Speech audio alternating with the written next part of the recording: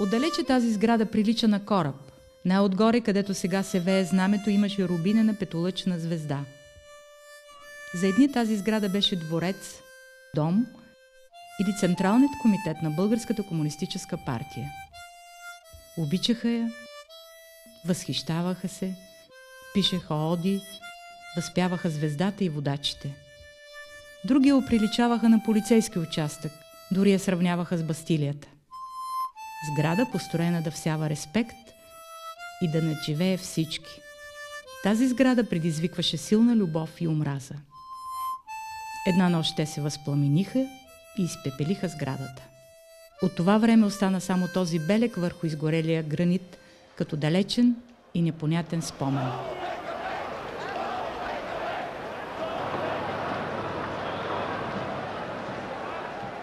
В онази паметна нощ на пожара на партийния дом, на площада, привлечени от огъня, се събраха хора с най-различни съдби, страсти и въжделения. Шарена тълпа от всевъзможни особи, които неизвестно откъде се взеха и по-късно също така безследно и безименно изчезнаха.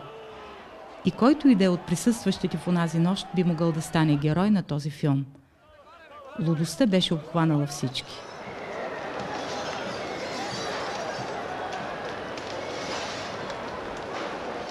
Свърши се. Изгоря. Както казваше един военен, докато наглеждаше огньовете вътре, камък върху камък няма да остане. Интересно, защо беше толкова уверен?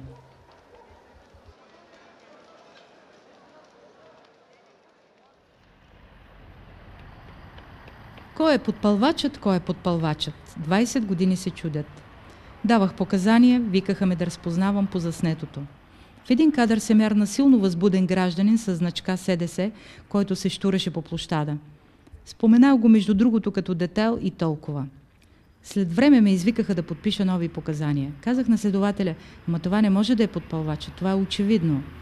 Засипаха ме с призовки, заплашваха ме, че ще ме глобят, че ще ме закарат под конвой. Не свидетелствах. Платих глобата за неявяване като свидетел и всичко свърши. Така останахме без българският Вандерлюбе. Това е една от историите, погребани в камарата папки на дело 53 от 1990 година. Никакво разследване не е водено. Заявявам ви категорично. Още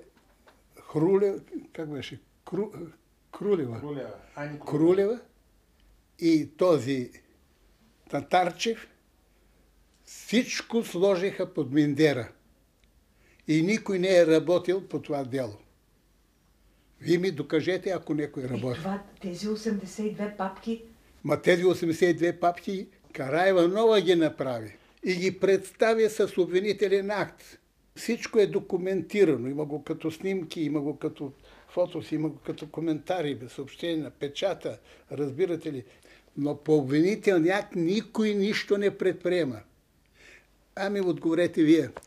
А защо за погрома на парламента, за този атентат срещу парламента, нищо не се предприема? Кажете ми. Аз нямам спомня, че се е случило. Напротив, това, което прави впечатление въобще. Бързото, за няколко дена случай беше потушен. Просто нямаше. Дебата беше на следващия ден, на последващия ден още нещо там се приказваше и после всички направиха каквото е възможно да спре се приказа по въпроса за пожара. Анкетната комисия, тя си вървеше, разпитваше този оня и все толкова. Прокуратурата също нищо не направи, абсолютно нищо не направи по-нататък. Като парламентарен въпрос, ако ви кажа не съм се интересувал, трябва да бъда безсъвестен и да ви излъжа.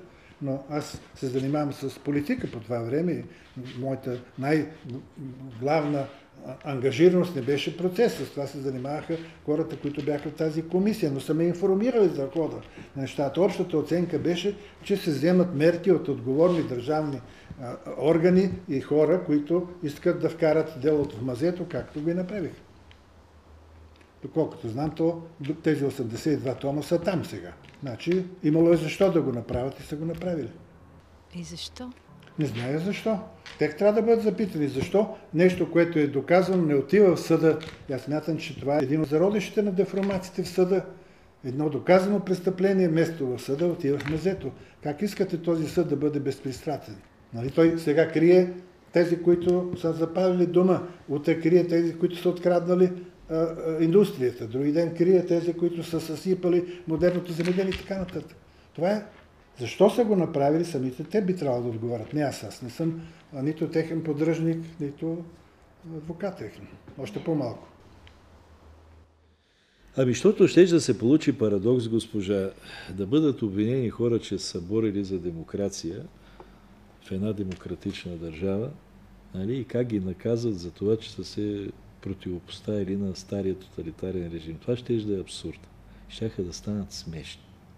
Не говоря за конкретните факти, кой къде е палял вътре изградата, и това ще да излезе. С бидоните, с спирт, с подготвените запалителни материали.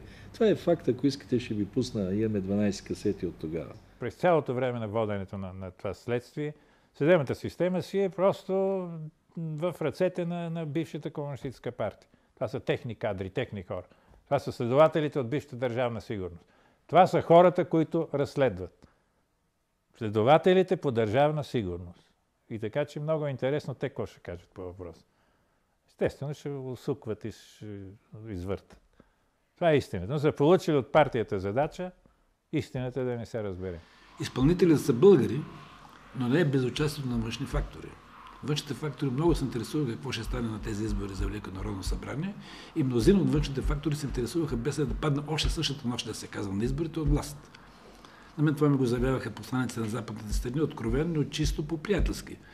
Гоцев, разберете, вашата партия трябва да се отиде. Вие не сте в интерес на нашите страни да работим повече с вас. Интелигентни хора, Антоний Дълканов, прекрасен лингвист, икономист, не ни трябва повече. Сега, кой го запали, не мога да твърдя с положителност.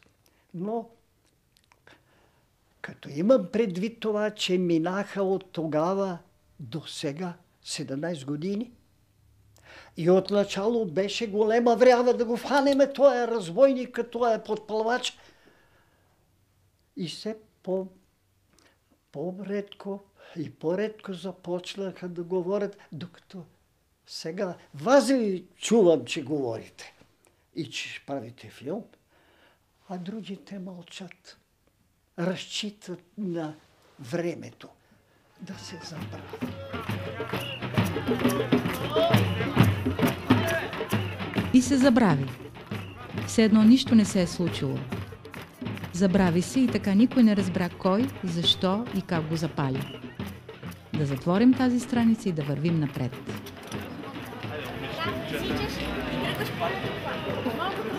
Където ви е разрешено, там отивате да изразите свободната воля. Където ви е разрешено, там отивайте да изразите свободната воля. Много от тези млади хора може би не знаят, че техният импровизиран плаш е на мястото, където 40 години се издигаше мавзолеят на вожда и учителя Георги Димитров, герой от Лайпцигския процес. Гробница с мумия в нея. Какво имаше отдолу, така и не узнахме. Тунелите, противоатомните скривалища, връзките между сградите, комуникациите, може би и връзките с Москва да са минавали през този неподозиран подземен град. Подстъпът към него беше приключен със славното сриване на видимата част на айсберга.